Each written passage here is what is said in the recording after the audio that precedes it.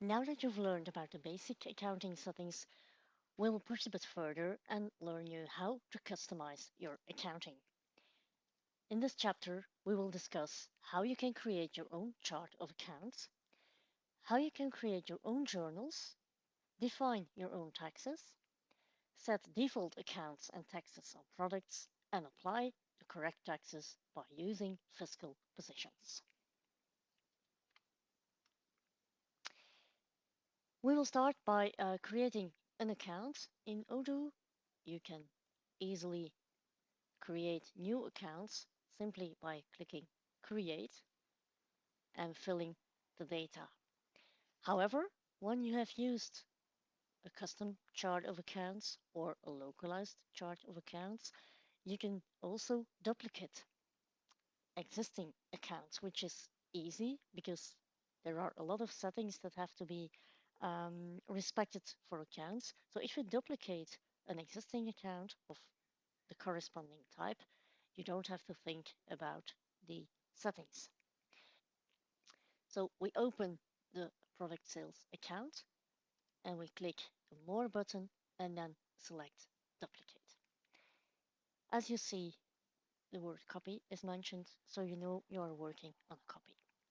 We will create account 200,001 and call it Sales of Services.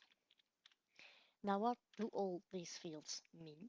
The parent account allows you to create a structure for your accounts. So if you say, okay, this one, sales of services, belongs to the parent 20, it means that 20 revenues is kind of container and that in these revenues, every sub account will be totalized. You can also see the structure of your accounts in the chart of accounts, which we will refer to later. The internal type is predefined and you cannot change this manually. I mean, you can not add any other internal types. You have a view type, meaning that you cannot do entries in a view account, but that it's only for displaying and totalizing. You have regular accounts, which are most of the accounts. You have a receivable accounts, which will be used as a centralization accounts for your customer. You have the payable account, which is a centralization account for your suppliers. You have liquidity, which is used for cash and bank accounts. You have consolidation accounts, which can be used if you create a separate chart of accounts that you can use for consolidation. And closed means that the account is no longer used. The account types are variable, though they determine the way your closing is done. So if we check here the income account type, we open it, we see that the P&L balance sheet category is profit and loss income account, which means that this kind of account will be printed on the profit and loss reporting. The deferral method is very important and is here set to none because costs and expense and income accounts are never transferred to the following year during closing. So what is very important when defining account types is that you make sure that these settings are correct, because if this setting for the P&L balance sheet category is not correct, your report will be incorrect. If your deferral method is not correct, then your opening balance will not be correct. What are the deferral methods available in Odoo? You have none, which means that nothing is transferred to the next year. So this is the case, typically the case for expense and income accounts. You have balance. So that is for your balance accounts, for which Odoo will only transfer the balance. Then you have detail. In that case, every single line of an account will be transferred, also reconciled lines.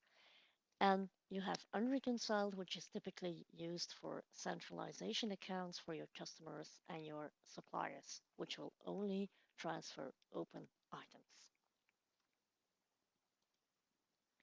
So these are very important. Then you have the active field. Active means that the account can be actively used in the system. Debit, credit, and balance are merely for information, and they will show you here the debit and credit and the balance of the account we are talking about. You can also add a default tax to an account, meaning that when you post an invoice without using a product, the default tax of the account will automatically be proposed. What does the allow reconciliation mean? You can typically use it for centralization accounts, or you can use it for accounts that you want to reconcile manually. So we click Save. Open. Odoo will test whether the code already exists, and if that is the case, you will get an error message saying that you can't create the same code twice. So this is how you can create your own accounts. I will show you the chart of accounts view for all periods. The chart of account view does not only allow you to see the structure of your accounts, but it also displays the actual balance for the periods concerned. So if we click Open Charts, you will see for your company the balance sheet and the profit and loss accounts divided by their containers. As we created a new account in the container 20, sales of services, this account is also displayed here. If we click an account which has already an amount, if we click it, we drill down to the general ledger of that account.